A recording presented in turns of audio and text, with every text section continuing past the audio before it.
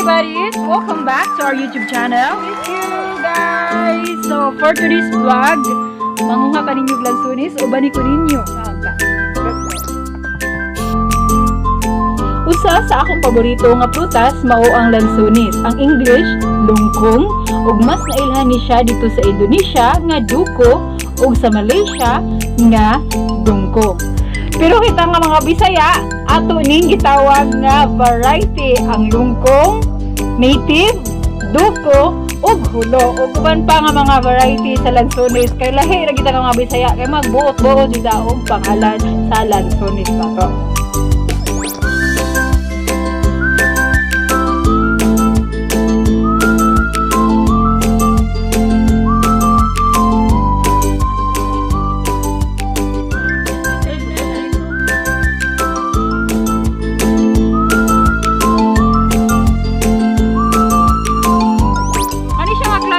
Muni siya ang gitawag nga hulo. Okay. So karon unsay kalahian sa duko. Sige. Sa babaw na to karon is muni siya ang duko nga klase. Muni pinakanindot nga klase sa lansunis. So makabot naman na to siya atong pakitunta mo kung unsaon siya pag-aplika.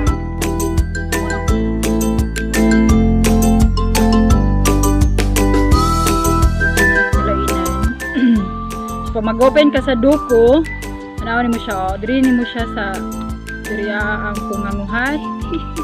Wala prun na Japon. Para ni. Wow! Para. Subunin mo siya nga matuha.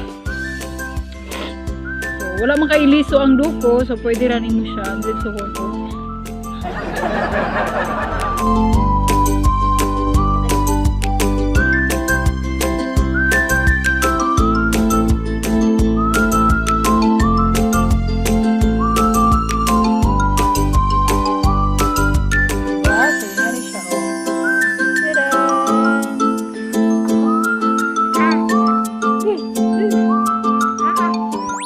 Nakanindot sa duko nga klase sa lansunis. So kung magtanong mo og lansunis, pwede ninyo pilion ang duko.